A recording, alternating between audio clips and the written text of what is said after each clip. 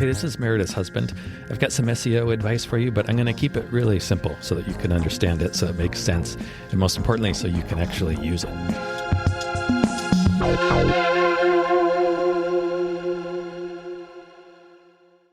Okay, let's talk about why SEO sounds so confusing. And more recently, AI. Why does AI search sound so confusing? Why has it seems to have complicated the situation even more? Because it's not. I will tell you, all the stuff in SEO that sounds confusing, the language that sounds confusing, all the rules that seem so confusing, like this stuff was like made up on another planet by aliens.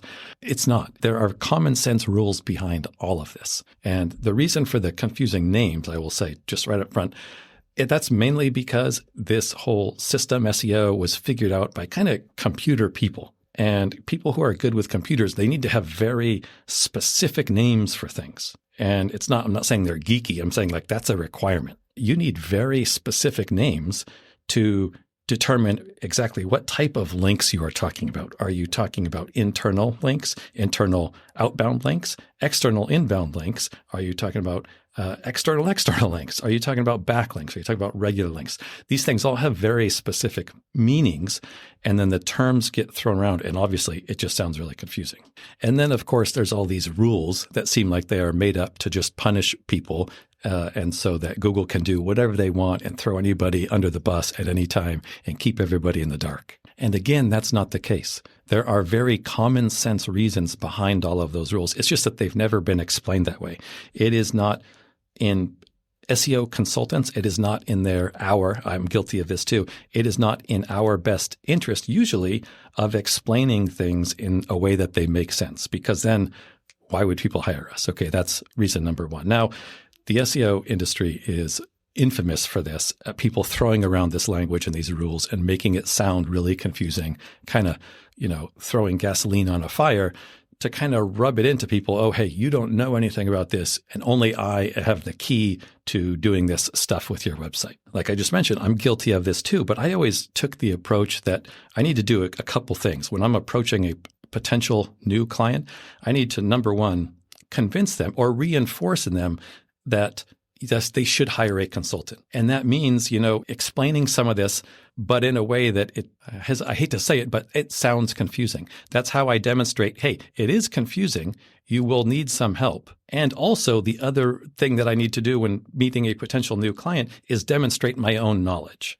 So I need to demonstrate that I know these things. I know all these things. But yes, there is a fairly thin line between that and just making SEO sound confusing and forcing the idea to people who don't understand, hey, you'll never understand this. It's way too hard. I had a client once who I met with. This is back when we met in person. We actually sat in a room together. And as I was leaving the meeting, and this was at this point, they had engaged me. They had hired me to do work. And after our meeting, the CEO was walking me out, and he said to me, he pulled me aside and he said, hey, one thing that we really like and appreciate about you is you explain things to us in a way that we can understand. And that's why we hired you. So my approach was just like that. Basically, once I get hired, my job was to, if the client wanted me to, teach them and empower them to do stuff and not constantly hold, some sort of power over them.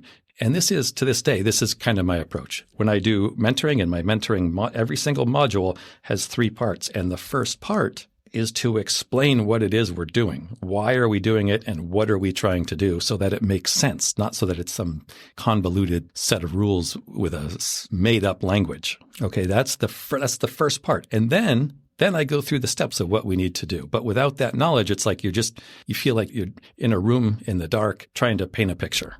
Okay, so that is, in a nutshell, why you hear all this confusing sounding stuff and why you hire an SEO consultant. They are probably throwing a bunch of terms at you, or maybe throwing a bunch of terms at you that sound confusing. And now AI has added a whole lot more fuel to the fire on this. It allows a whole bunch of people to say, oh, now SEO, all those rules are dead, and now there's all these new rules, and you got to do this new stuff.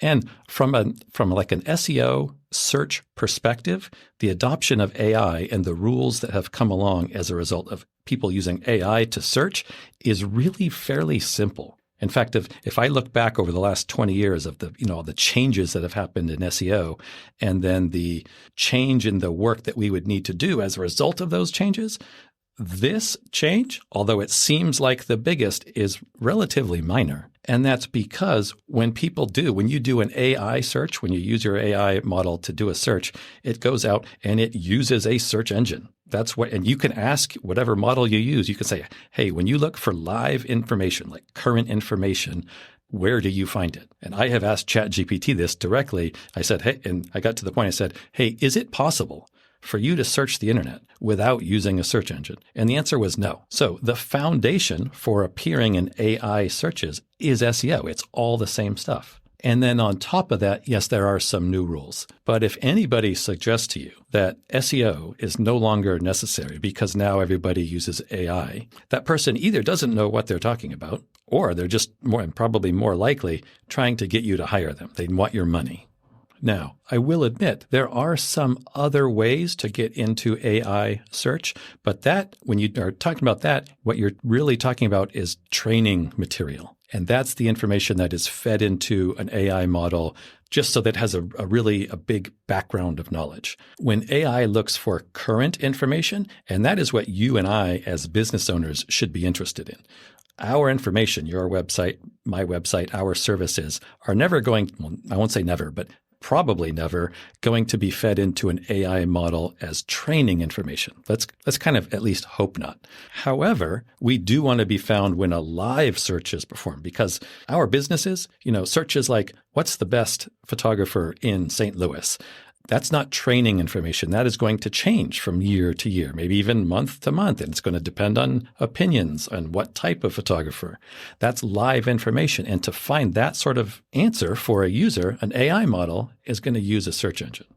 Now, as new versions of each new model keeps coming out, they are adding sources. It's not just search engines. Now, sometimes, say ChatGPT will use, say, Wikipedia for something. But I can tell you one thing. If you're doing well, if your website is performing well in search engines, it's most likely going to be performing well in other places as well, like Wikipedia. It can all be included under the umbrella of search, and you want to increase your visibility when people are doing searches. And the foundation for all of that really is going to be Google. If you have a website and it's not in Google, trust me, it's not going to be in any of those other places either. Anyway, I'm getting a little off tangent. What I wanted to do today is just help shed some light on why it is that SEO and now AI and maybe just tech in general may sound so confusing and like it's hopeless, like it's something that you could never do on your own. It's not the case. All right. I hope this helps.